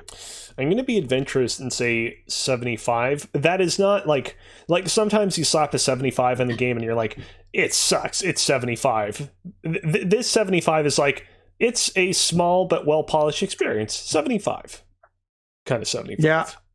See, I'm kind of tossed between that line of thinking and everyone else, and I really need to get back to Astrobot Rescue Mission, and I love the character. I loved the level design. Everything was really fun in VR. I think they're going to have a really good time with Japan Studio getting into the nitty-gritty of some of the PlayStation details and bringing them out in a way that is a little more approachable for, kids and people that are just new to the system. And for that reason, I'm prices writing this to a bit of an extreme and saying 85. I think this one's going to be great. The next game, we've got another launch title for the PlayStation 5, cross-generational title, Sackboy: A Big Adventure. Anyone else excited about this title coming to us via Sumo Digital? I am. It seems nice that they've made it nice and a focused platformer, but it still looks like it's super floaty and controls a way I don't necessarily like. Yeah. So, I have a lot of respect for Sumo Digital. I think that they do good work, but I feel like, I don't know, if any of you disagree with me, feel free to chime in, but I feel like Sumo Digital has never kind of passed over that hump of being like, we can make great things, we have great people on our team, and now we're going to make something truly great and truly spectacular and really just knock it out of the park. They've always made very good things, but I feel like they've just fallen short of like really knocking it out of the park. Nathan, thoughts? Yeah, I love Little Big Planet games. I've platinum number 3. I've like aced every single level in them. I actually like the floaty controls because I've got them down 100%. So I'm looking forward to this game quite a bit, and I think it's going to be good based on what I've seen from it. It looks like they're taking the formula of Mario 3D World to a point and maybe making it better because that game ain't good. Excuse me. The fuck? I don't like Mario 3D World. I don't think it's a good Mario game. You're a bad Mario game. So I think it's imprecise. He's a human being. He is not a video game. So that was a factual statement. I win. I guess that's fair. No, I think this is going to be good. It should be a good game. I don't think it's going to be great. Like it's not going to be a 90 or anything, but it's going to be good. All right. With that being said, then Nathan, I want your score first. Okay. Quickly, I wanted to clarify. OpenCritic, are they going to count the PS4 and PS5 reviews together? That's a good question. Looking at some of the other titles that we've gotten on OpenCritic, if I quickly click through, it seems like it is more of an amalgamation of like they're a little more particular with terms with which critics they pull from. I would imagine the majority of reviews are going to be focused on the PlayStation 5 version. So I would expect it to skew that way, but there may be some PS4 reviews they pick up. Okay. No, that's what I figured. I just want to clarify that. And I'm going to say it's going to get an 85. All right, 85 for Sackboy. I'm not as optimistic about this one. I think it's actually coming at about a 79. I think is a good spot for that. Cozy, where do you think this one's going to hit? You know what? I think it's going to get an 82. I think that the fact that it's a launch title is actually going to give it a bit of a bump. Okay. Whereas AJ, I think that if it wasn't a launch title, it would have maybe gone more in like the high 70s, mid 70s. But again, launch title bump, I think it's going to land at 82. All right. And AJ, where do you think this one lands? I'm going to say a solid 80. Right on the nose with an 80. All right. The next game we've got coming just after the next-gen consoles release on November the 13th is Alex's favorite subject, Kingdom Hearts, Melody of Memory. He didn't put a 100 here. I think that's a typo. I think we should change that for him. Let's put that in as 100, the highest game ever rated on OpenCritic. Yep. And I'm actually going to start this off by saying I played the demo. I totally forgot I'd played the demo until just now seeing this. So there's a demo out now on the PlayStation, Xbox, and Switch. I played it specifically on the PS4, and it's fine. It's a Kingdom Hearts rhythm game. I like that there was a one-button mode because managing the 3 buttons and the jumping and all this stuff was a little much for me. So it's not one I'm picking up. Cozy, I know you're our other resident Kingdom Hearts nut, so to speak. So what do you think about this one? Alex, of course. No, of course. That 100. No, you can't, it's hard to get that high. Yeah. He really likes Kingdom Hearts. So here's the thing. I feel like people consistently underrate the Kingdom Hearts spin-offs. I think that Chain of Memories, 358 over 2 days, even recoded for the DS, are all like surprisingly well-made, robust experiences. And I think that for various reasons that I'm not going to get into, I think that people like to rate them lower than they're deserving of. So I'm going to put this in at a 78. I think that it's not deserving of 78, but that's where I think that it's going to round out to. Nathan? Kingdom Hearts. I don't think this is going to review well. 68. Whoa. I like I don't want to like get into like a argument here, but like in my opinion, I feel like the only way that Melody of Memories can drop like as low as in the 60s is if it comes out and people really take issue with the amount of content that's in it, because that's what happened with the Remind DLC for Kingdom Hearts 3 that came out earlier this year, where everyone's like, there is not a lot of meat on the bone here, and kind of rated it pretty poorly as a result. I can't see it dropping too low if there's a lot of stuff to chew on. I just think this isn't what Kingdom Hearts players are looking for in a game, and it's going to feel like another spin-off, but not what people are not what people who play Kingdom Hearts are looking to play. So, and I think that's going to hurt it, especially from if there are people who are reviewing it are fans of the series, which typically I expect they would be. They might like the lore, but they're not going to like how they get there. Sorry, I got We'll distracted. My wife came home with Timmy's donuts, and I missed both of your numbers. Can you repeat them? I did 78, which you put down already. Perfect. Nathan, you said 60 something? What did I say? 68? Yeah. That's what I thought. Yeah. All right, AJ, I know you were jealous of that donut, so what do you think Kingdom Hearts is going to score at? Definitely not whatever the hell Alex put there. 100? Yeah, he's nuts, but I appreciate the fan. You know, it's his thing. I don't want to kink shame, but you know what? It's okay. This is a nice, welcoming, safe space for those opinions. If this game comes out and gets a 90 plus, he's going to laugh at all of us. Oh my god, yeah. I'm going to say it'll be 75. 75. Okay. Where's you? That's your name, so that goes in there. I'm just thinking. Man, these are good numbers. Honestly, I think there were enough Kingdom Hearts fans that the fan service from the music is going to help it, not hurt it. And I think it won't hit as hard with non-fans, but I think for fans of the series, it's going to be solid enough. I'm going to say 80. Ooh. So the next game we've got announced is coming from a strange place, and that's Koei Tecmo, who are working on yet another Warriors-style game for Nintendo. Hyrule Warriors Age of Calamity, coming out November the 20th, will act as a prequel to The Legend of Zelda: A Breath of the Wild. And who saw this coming? No, not the way that, like, I could see a Hyrule Warriors 2, but to make it the prequel to Breath of the Wild, which is, as Nathan would absolutely agree, probably the best Zelda ever made. Nope. Eat shit. Yeah, it came out of nowhere, and that's actually it's super neat. Cozy, thoughts?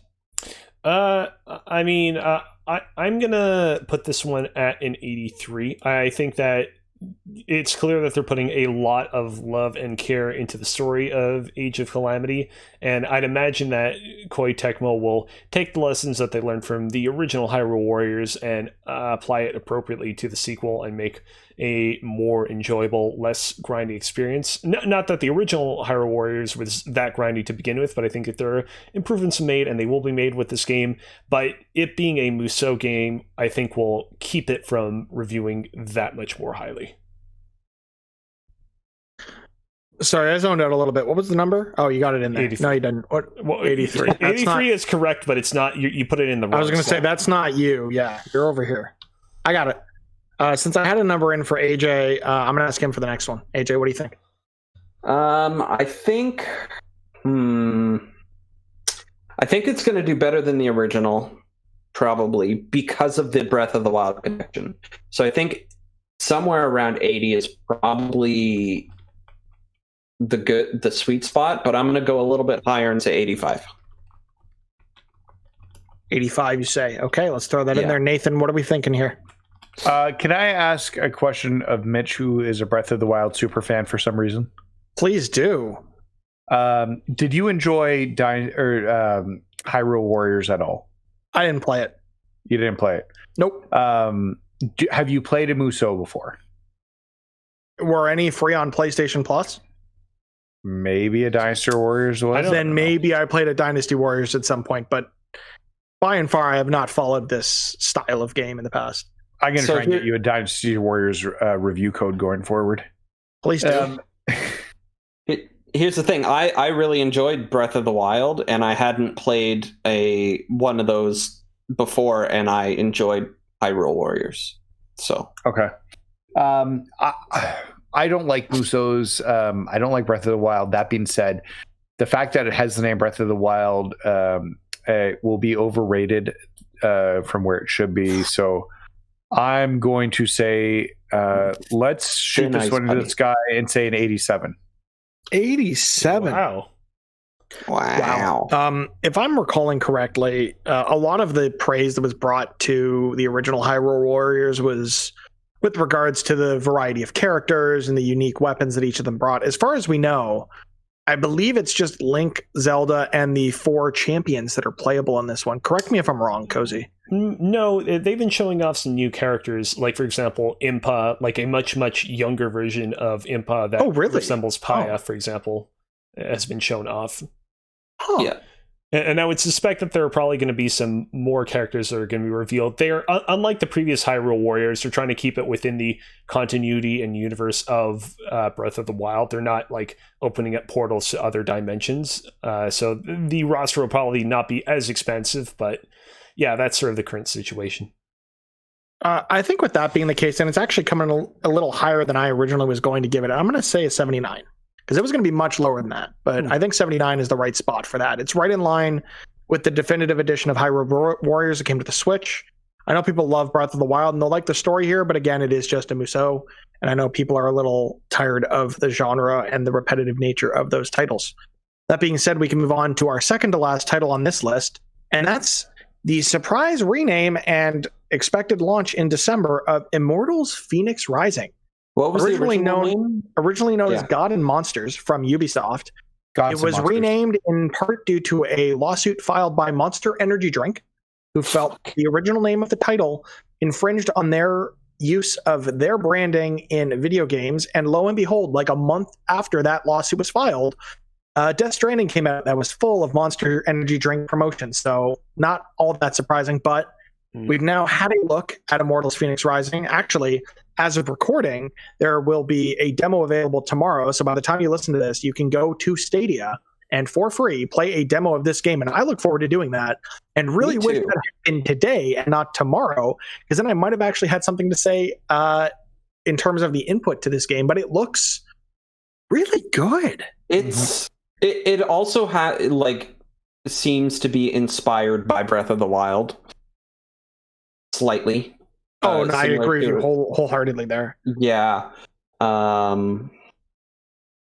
Yeah, I have nothing else to say. Like, I'm just watching the gameplay trailer right now, and it looks good. We'll see how it plays. So.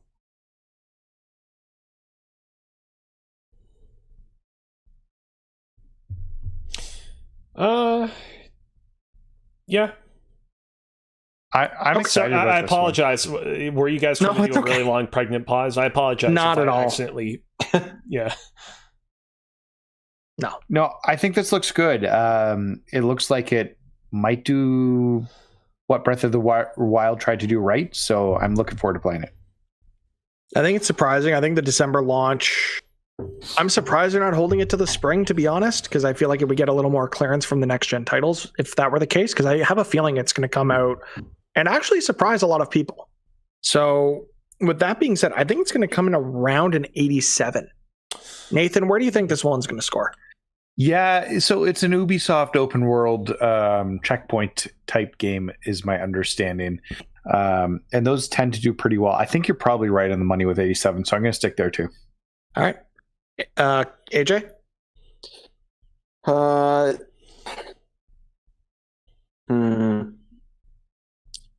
Yeah, based on the look of it and everything, I think that's about right, but I'm gonna one up you and say 88. And Mr. Kazina? I'm gonna say 84. Nobody has said 84 in a while now. That is true. And with that, we can move on to the last title we have on this list, and that is The Medium. Ooh. Coming to PC and is a console launch exclusive to the Xbox Series X and Series S on December the 10th. I was looking at the doc and not at the call. So I just want to say you're getting a little bit robot-y for a sec here. I didn't hear it on my end. Really? Huh. Yeah, you're on Cozy. Yeah. There were reports earlier of me sounding robotic in the stream, and that might have just been your connectivity to me. But thankfully, that no longer seems to be the case. I'm hoping. Can you hear me, Cozy? Check 1 2. Yeah, it's better. It's better. I could still hear you earlier. It's just it sounded like the nano machines were overtaking you. That's all. Well, as I was saying through said nano machines, the Medium coming as a console launch exclusive to the Xbox Series X and Series S, as well as PC on December the 10th. Since you heard me as a robot, Cozy, what do you think about this title? How do you think it's going to do?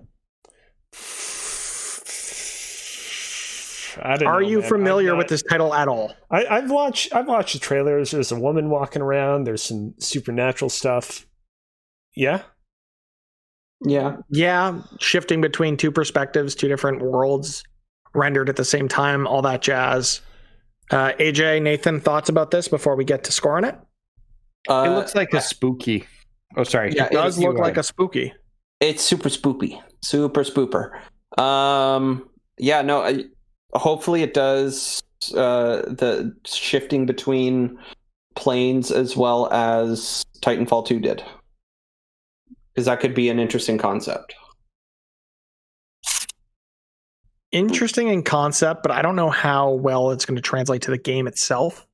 Yeah. We haven't seen much in terms of gameplay. I fear that this one is going to be a technically intensive walking sim.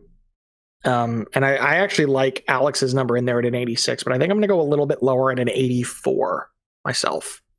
AJ, what do you think in terms of where this game's going to flush out?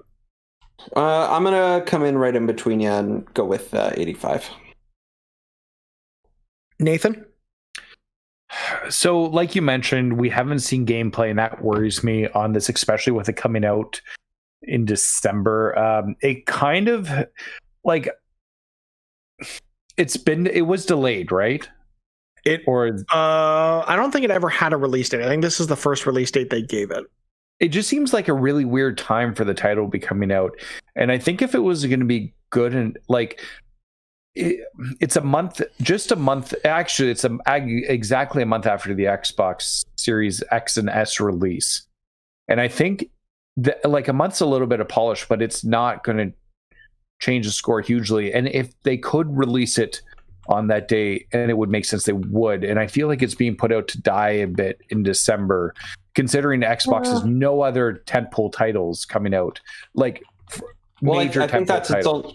I think that's its only claim to fame there, because it comes out a month after launch when people may have already played a lot of the launch titles, and right before Christmas, so that people could potentially open it up Christmas morning if somebody wants a game for their new console. So I think to see a game come out in December after the prime holiday shopping season is more or less wrapped up is a worrying sign. Mm-hmm. I also think that I'm going to go back to a game I love and hate all at the same time. I think the Avengers Next Gen version is going to drop like January, February, because I feel like that's the perfect time to put out a title that you want people to get eyes on who have just wrapped up working their way through the backlog of launch titles, whether that be on the Xbox and on the PlayStation with Bugsnax or Miles or Sackboy or whatever it is you're going to play. So I think early next year would have been a great spot for this, especially like getting spoopy around Christmas is a little strange, but it remains to be seen what this game really shapes up to be. And to remind our hosts, I know this is the last game, but you are allowed to say a game will be delayed. Oh yeah. I don't think that seems risky. That seems risky. Yeah, this close. I'm going to say this is 75.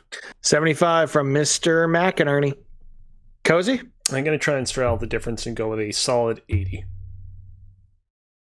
Solid 80. All right. Make some big moves.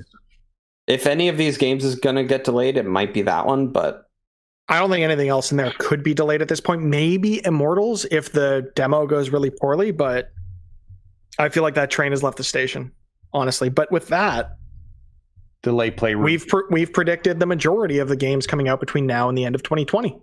And we can wrap up the show and come back to this early in 2021 to see just how wrong we all were. Absolutely. Oh, so before we wrap up the show, yep. Can we just do a prediction on what PlayStation news will drop tomorrow? Now that we've recorded right now. They're canceling the system entirely. Just they're done. They're getting out of games. They're pulling the Sega Dreamcast and just canceling it right then. That's my prediction. I'm trying to think what could still be announced for the console at this point. I don't think we're getting much else. First, No, I don't think so. I think that we've kind of passed the Event Horizon IMO. Maybe like the only big thing I could see, and I mean this doesn't really count. It's not part of the same sort of universe, but like a big meaty DLC in the vein of something like the Champion's Ballad for Breath of the Wild, but like for another game that came out this year. In all seriousness, there was some news that happened with regards to friend groups and stuff and party system. I think they could announce they are fixing that and going back to the old one, to the old way, or coming up with a better way to do it.